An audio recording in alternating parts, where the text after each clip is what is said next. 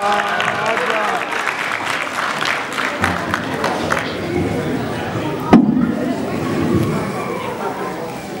next speaker will be Reverend Dr. Michael Jackson. Dr. Jackson plays an active role in the wider Anglican communion, especially in the areas of ecumenism and interfaith dialogue. He was elected Bishop of Cloha by the House of Bishops on 21st November 2001 and consecrated on 6 March 2002 in St. Patrick's Cathedral, Armagh. Hello.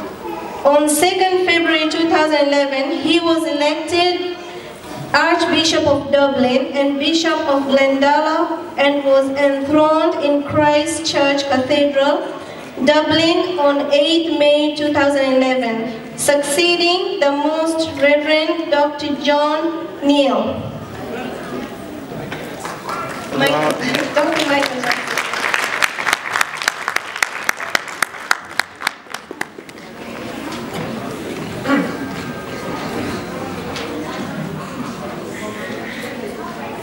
I would like to thank all of you for your very warm welcome and to bring greetings from across the Church of Ireland to this wonderful gathering here by the roadside.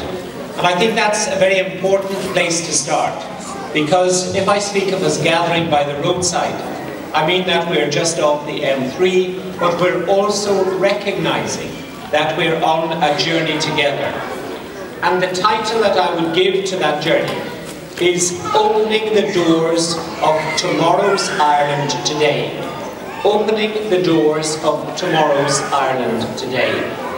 And I remember with great affection, and I was tremendously touched by the fact that so many of your leaders came to that service in Christ Church Cathedral in May, when I began my work here in this diocese and in this community. Because I use the word community in the singular, because I'm very convinced that we are of one community together. Very often, people speak in Ireland of the two communities, or the various communities. I think we must avoid that language, and we must speak powerfully and together of the fact that together we form a community. And that community is a community of affection, it's a community of respect, and it's a community of understanding. Before we had the break and the hospitality, we had a splendid and a most inspiring lecture, which set in context and set in place an understanding of Islam, which is tremendously important for us who are fellow travellers on the same journey and part of the same community to hear. Because it enables us to engage in that peaceful and loving way with one another as we build the community of tomorrow. Now, I know that the word dialogue is a word that is often used in this context, and I'm not frightened of it, and I think it's important to understand it. Quite often, the word dialogue seems to be something which is very much the preserve of scholars, and that, of course, is very important. And one of the things that has developed of quite recent times, but is growing as we talk, is a thing called scriptural reasoning, where people of faith together share from their own perspective what their faith is and why their scriptures matter to them. And in this way, people of other faiths and other scriptures can listen and learn and hear and contribute. So understanding is something that is very important when we talk of the dialogue of ideas. But every bit as important as that dialogue of ideas, and something that we can all do, is what I would call the dialogue of life. That together, as we go about our work from day to day, we integrate in one community. Our children come to know one another. Our women come to know one another, and our men come to know one another. And we realize that the community of tomorrow is the people of goodwill of today. And that, I think, is something that we share here, and it's an energy that we can take with us from this gathering. Where we're located, as I say, is by the side of the road, and it shows us that we are on a journey. But also here in Blanchardstown, I think there are wonderful things happening in the community which is local to this place. One of the very important things for us who were born in Ireland is that Ireland is now a wonderfully diverse and a wonderfully integrated place. And I would like to thank all of the people who have come for whatever reason to live in Ireland, for enabling us native Irish people to know that integration. Because without your trustfulness, without your hard work, without your humanity and your personalities, that would not be possible for us here in Ireland. Because in Ireland we're small, in Ireland we're an island of a continent, and it's very enriching for us to have the experience of life and of culture, and I would say faith, of people from other parts of the world who live here and now feel very Irish themselves. So my thanks really are to people who have come from outside Ireland, as well as to people and where they want to live their faith, share their culture, and be the people that they will become. So what I'm trying to do is to hold together. You're not there, and so your presence is essential to the transformation which happens. But when you're there, you need to be part of what's happening.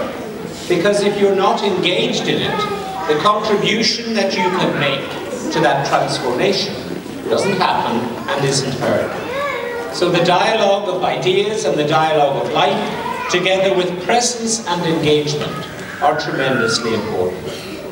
One other idea I'd add to that, and that is the question of advocacy and embassy. It's very important for us to speak not only for ourselves, but for each other. And if we see that there are gross injustices, if we see that there are things which are wrong and are not happening, we must speak up for one another in love and respect, because the shared humanity is something that we cherish and that we treasure. Those would be some of the things which to me would be very important. But I don't need to tell you these things really, because you're doing them every day. You're teaching these values to your children, and you're living them out yourselves in the community to which you belong. As I said earlier, I was tremendously touched and strengthened and empowered by the presence of so many of your leaders at the service of enthronement in Christ Church Cathedral in May of last year. I've had some other interesting and very touching experiences of interfaith encounter in Ireland as well.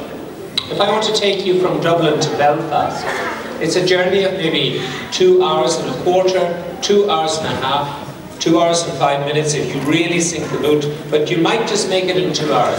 But if I were to bring you to St. Thomas's Church on the Lisburn Road, the local imam asked the rector of that parish if it were possible for the Muslims to meet and to worship in the parish hall. And of course, the rector was delighted that that should happen. A lot of work was done in that church, and at the service of rededication, the imam came. And the most wonderful moment in the context of that service was when everybody shared the peace in a way that meant something powerful to them. And the imam was utterly part of that, and we were utterly part of that with him. That's, I think, the level of respect, which is much stronger than tolerance, the level of respect which was shared and which was honoured. A couple of weeks ago, I had the opportunity to be invited to what was the beginning of the Dublin Interfaith Forum, and I know a number of people present here this afternoon also were there. It breaks new ground, and it's ground that we continue to need to break. Not simply in big cities, where we expect this sort of thing to happen, but right across the whole of Ireland. And it's the ground between communities of faith and communities of civic responsibility.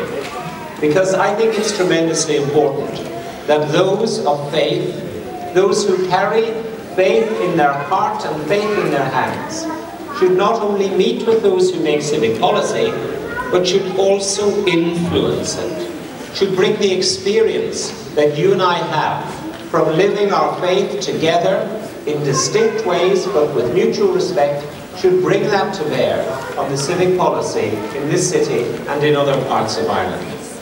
The other thing I would say is that when there is something new like that, it's only as good as everybody continues to make it. It's very easy for people to stand and to smile in front of a camera and then go home and say, that's for somebody else to look after. It's actually for each one of us to make sure that what is local and what is wonderful is shared right across the city and feeds into other parts of Ireland as well. For the past couple of years, I've had the chance to organise a number of conferences, and we have had people of the Islamic faith, people of the Jewish faith, and people of the Christian faith all come together to meet, not only to talk, but actually to share with one another in ideas and also to visit one another's places of worship. And that has been a tremendous joy and a tremendous privilege for all of us to have that capacity to know and to understand in a human way and in the way that we all struggle from day to day to live a life as good as we can. So my thanks go once again to those of you who have kindly invited me to be here. My argument would be that we make sure that those doors of the new Ireland, which we open today and open tomorrow, continue to be put wide open, and that we hold together those wonderful ideas of community and integration, and seek each one of us to do the best. Thank you all so much for everything that you are doing in this area, and I look forward to seeing you again and again and again. Thank you.